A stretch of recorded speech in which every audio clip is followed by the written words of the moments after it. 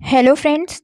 Media mature के YouTube channel the zero में एक बार फिर आप सभी का हार्दिक स्वागत है। आप देख रहे हैं अपना लोकप्रिय कार्यक्रम अगेंस्ट PACLL। तो चलिए साथियों, हम लोगों ने पिछले वीडियो में 7 नंबर पेज तक कवर किया था।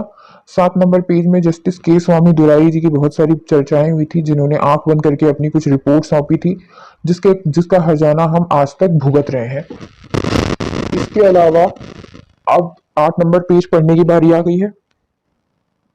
इसके अलावा रिपोर्ट में और भी कुछ बातें कही गई, जैसे कि ये कहा गया कि जो इन संपत्तियों पर डेवलपमेंट होता है, यानी विकास किया जाता है, खेतीबाड़ी की जाती है, तो जस्टिस के स्वामी दुराई ने पाया कि ये खेतीबाड़ी और कोई नहीं, PACL स्वयं करती है। और इसके आगे यहीं तक नहीं, इसके आगे और भी इसके द्वारा बताया गया, इनके द्वारा बताया गया, जस्टिस के स्वामी दुराई द्वारा, कि जहां तक PACL से हो पाता है वो विकास करती है। इसके बाद जब ये ग्राहक को दे देती है प्लॉट, यानी इनके हिसाब से इन्होंने ग्राहक को दिया था प्लॉट, कायदे से आज प्रश्न इनके ऊपर भी उठना चाहिए, जो आपने उस समय रिपोर्ट बनाई थी उसमें आपने किस आधार पर लिखा था ये सब कुछ। कार्यवाही इनके खिलाफ भी होनी चाहिए। सिर्फ हम गिन चुन के इस कंपनियों के खिलाफ जो कार्रवाई करते हैं, कायदे से इन कंपनियों पर जिसने रोक नहीं लगाई समय पर, उन पर भी कार्रवाई करनी चाहिए, चाहे जितने भी अधिकारी हों, वहाँ के लोकल पुलिस ऑफिसर हों, ROC डिपार्टमेंट हो, MCA हो, इन सब के ऊपर जांच बैठानी चाहिए। जब भी कोई एक फ्रॉड हो, तो वह उस फ्रॉड करने वाले से लेकर के जो जो पुलिस प्रशासन था, जो जो कोई भी उसको रोकने का क्षेत्राधिकार रखता था, उनके खिलाफ भी कार्रवाई होना बहुत जरूरी है। तो इन्होंने क्या बोला है कि जो ये संपत्ति जब ये ग्राहक को दे देते थे, तो ग्राहक भी वहां पे कॉटेजेस, होटल, रेस्टोरेंट ये सब बना करके और आगे उसका विकास करते थे।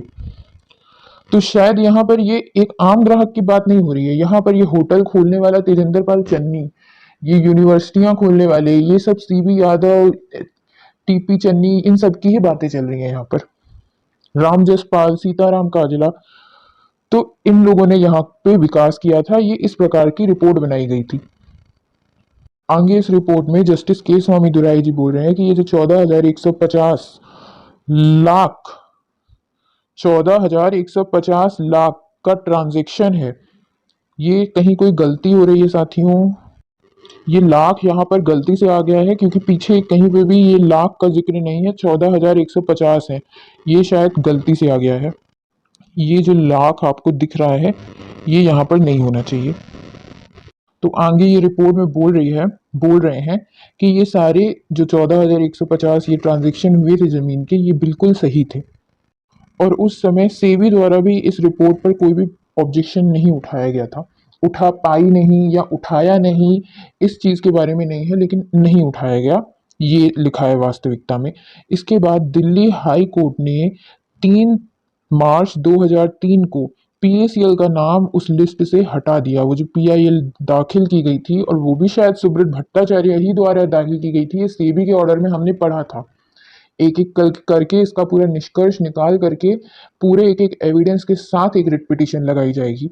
इसमें यह भी पूछा जाएगा कि आखिर वो PIL दायर करने वाला था कौन व्यक्ति, उसने अपनी ही कंपनी के खिलाफ कैसे दायर कर दी। ये मेरे को जहां तक याद है सुब्रत भट्टाचार्य द्वारा ही लगाई गई थी।